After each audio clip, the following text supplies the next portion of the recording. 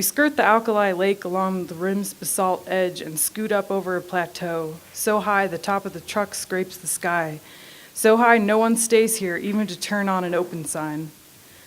Straight from my man's mouth. Every morning, the boy drove his truck into the wilderness. It's true, we forget how romantic we have it. But I can't feel these Paiute and Modoc and Klamath who have shared this ground with me, white ranchers, white hunters, and the pipeline. At the planning meetings, Native elders warned, do not go through with this. Something about what you'll dig up. Other pipelines on tribal land, the machine ops and archaeologists got depressed, left changed. Somebody killed himself, and that's just the start. They have reasons other than safety for saying that. From the site, I walk out into the junipers to pee on a north-facing slope. A mortar without pestle sits upright in the silty snow. Like just 5 minutes ago, a woman walked away, not waiting for me. And I pee where she might have peed, might have slept, might have sat staring over the gorge while her man cut his hand on glassy black rock. I slip down the hill and a sagebrush catches me, leaving long scratches on my back. I think it out loud and breathe in its dry green smell, missing summer. A spotted owl bursts from a juniper when I come too close. Another thing of the nature to die here on the cut. There were warm fall days, happy days, but this is about winter. Little desert ranching town in a sagebrush basin, where it is nighttime when we leave in the morning and nighttime when we get back, hungry, wet, with all the heat sucked out of us. I worked with this woman only once or twice, but from others I heard she knew me. We waded together on an ancient shoreline, grassy now, to ride clenching everything through muddy water and round gravels. With a weary smile, she could throw a breaker bar down into the frozen solid mud, like she's not pregnant, like she's the strongest one here.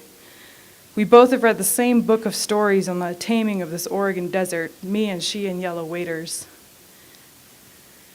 Look at her, she says to my friend one day in the cab of their truck as I cross in front on foot. She's too smart for this, she should quit. Enough about me. The Klamath elders will come and bless these pairs and piles of cobbles and knock them down, undoing thousands of years of prayer, boys becoming men, before the walking, talking mustaches and hard hats blow it all up. I can't wait to take this off my resume. But I learned some things. With her hands, the geologist dances a centuries-old hula, describing patterns of lava flowing down a hillside, bombs of molten basalt and obsidian that landed here. I try to imagine terracotta men breaking them apart at my feet. I try to imagine molten, glowing rock flying through the air all around me. It's around 5 degrees or below January. This is the month I start to hurt everywhere, all day, 8 hours of smashing frozen mud through 8-inch screens. Artifacts be damned is what the big boss is saying. Smash them to tiny pieces so the pipeline can go down. I imagine my icy death when we drive, or the broken tumble of bodies coming to settle when we tip. Every day we pass that part of the road that tilts, and no matter how many times my man tells me how wide the tracks are, I cannot stop clenching everything, wondering whose elbow will break my nose and how that will feel. That and fantasies of cheese and cookies. They say they will buy floodlights and work us in the dark. Another cookie, please. Another bottle of wine, thanks. They call him the Maverick. I don't want to know the hateful reason why. He's got good old man stories. He met John Wayne twice, gave him fishing tips, and drank his Triple Crown. He's one of few here who knows what this rock or that rock is, this plant or that plant, and why someone camped here once. Every day he says, "What a beautiful day."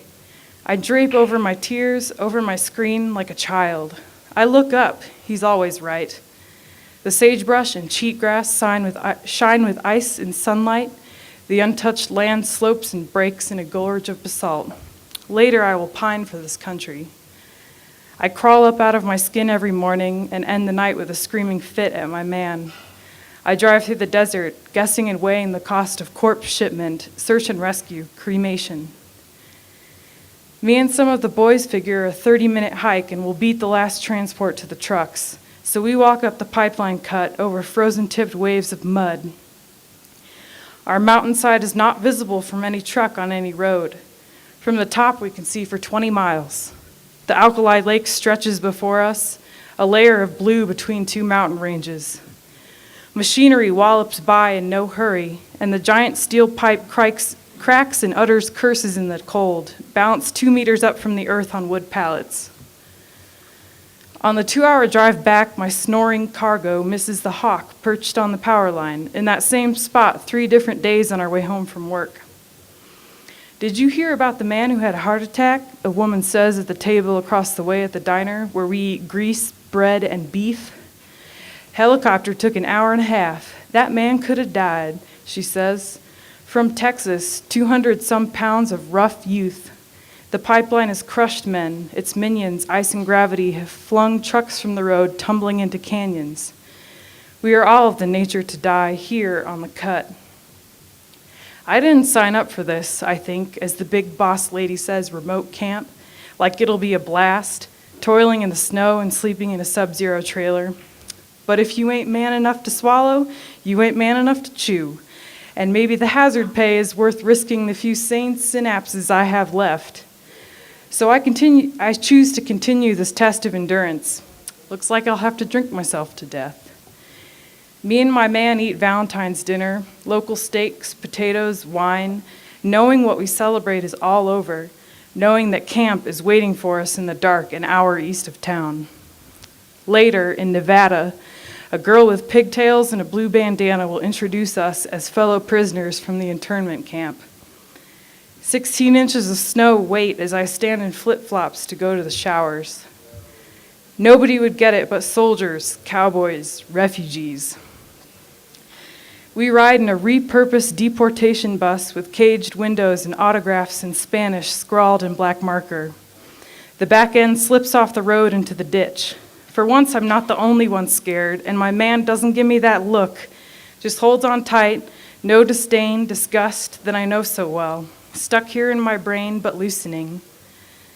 Belly full of Salisbury steak, the first I've had since grade school, served to me in the cold from a warm trailer.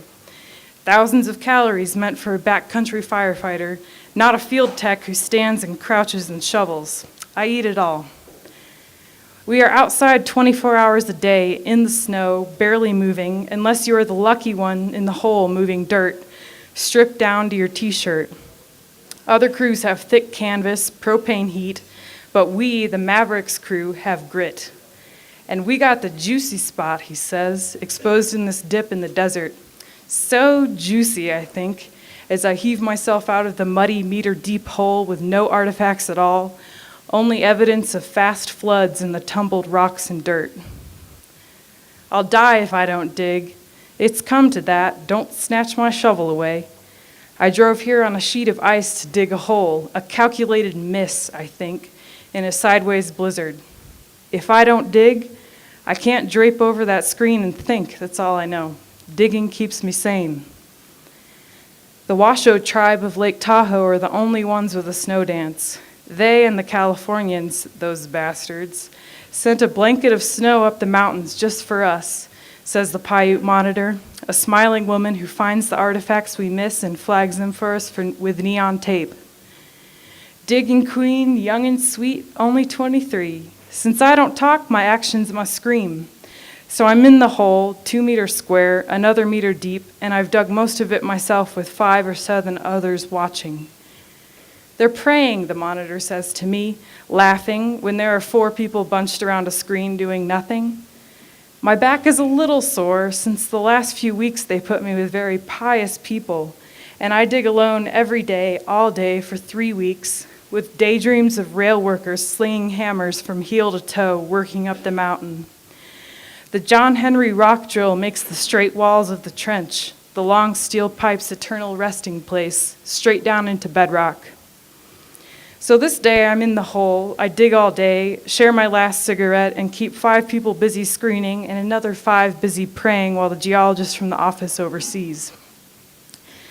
I should have taken breaks, stepped away, but digging, it keeps you sane, we agree, me and the others here who gave a shit once upon a time.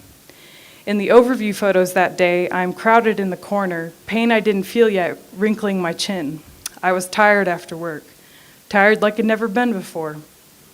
Next day I dig again, naturally. I wait, but no volunteers. Maybe that's my fault.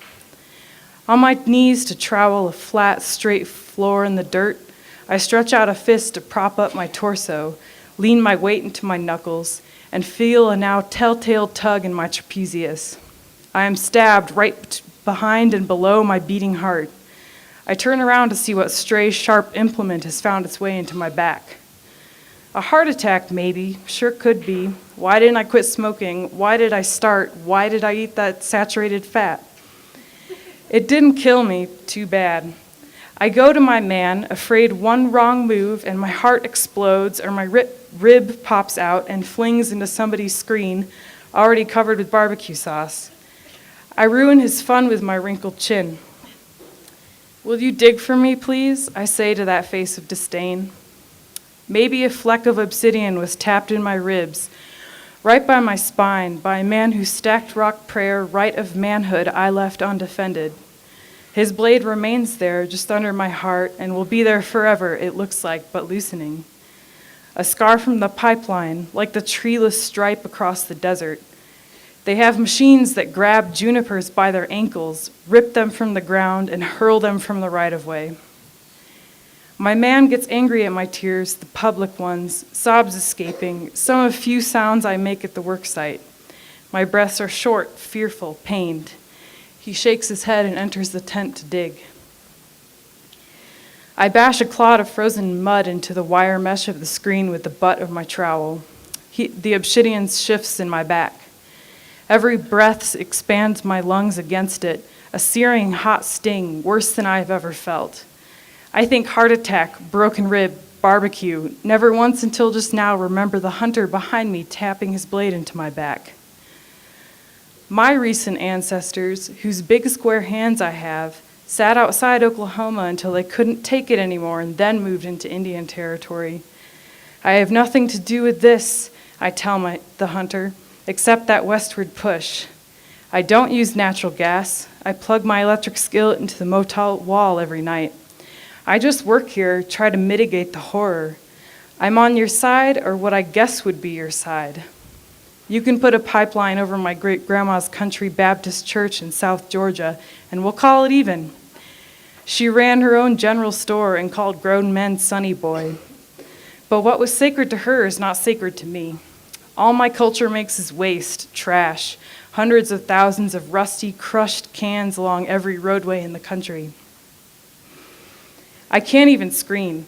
I think I'm finally dying. I go to my man, hovering over the hole, and try to say, "Come out and talk to me so no one will hear." He shoots a glare deep into my head that is stuck there still. I think he thinks, those 4 words that made today a good day to die, I think he thinks I'm peeling him from that lass over there whose chin is not wrinkled by pain, whose chin is clear from reverent piety. I get mad at these kids who don't work. The blade in my back slips. Who cares about I think he thinks now the sharpness is inside me? It hurts when I breathe, I say. When someone's heard your craziest shit, it's hard to get them to hear the truth. Please, can we take our half day and go to the hospital? Hospital. 10 rounds of that word in neon all around my face. Then he knows it's real. Not just the ooey gooey emotions, not just my brand of Midwestern doom and gloom. I'd like to scream, but it would hurt, and it's out of character.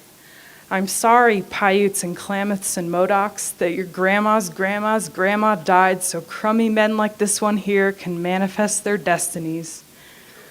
I tell the supervisor my sharp little secret, skin around my eyes puffy with tears as it was every day in those times. I did not enjoy admitting my defeat to the company, to the winter, to the man, to the Paiute. Back pain is sissy, a whiny wound. I know. I hate it.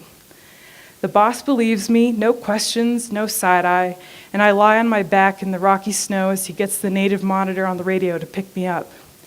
She's joyous and chatty, keeps me distracted as we bump up the 2-track to the main gravel road. I wish I had asked more questions, turned out instead of in, so her voice could ring out on this page. The Ohlone tribe from Northern California, says the kid going for his PhD, Buried a man with a human femur necklace, 4 leg bones tied around his neck. Evidence of horrible human violence. I get an x-ray in the little desert ranching town in a sagebrush basin. The technician forgets to drape a lead apron over my uterus. The doctor has no answers, but offers a handful of drugs, welcome currency for the camp black market. She wants to hear about my adventures and tells me stories of her looting. February 22nd, drunk, just ate horse meat in sausage form, tasted like pork, mostly pork fat anyway. Underhanded deal, a tired old horse from a tired old rancher to a tired pregnant woman, now the office oracle, the one who knew me better than I knew myself. I've made life hard to bear. I slide into my sleeping bag, the one with the zipper I broke in a fit of rage, the one that lets tendrils of cold slide over my skin and suck out my heat. To cross over as fast as possible, my new goal. No one will talk to you if you're hunched over a plate of too much hot breakfast in a tent, with that pale, pearly white skin that stands out in the group photo. A hungover ghost, cloudy on cyclobenzaprine, more than I should have taken. Great-grandma called the trailer community where she spent her final years the camp, after the camp at the Phillips refinery in the Texas Panhandle where she raised her family. I won't talk about this camp with such nostalgia, when I'm eating canned peaches and whipped cream for dinner, how I aged 6 years in the span of 1. Thank you.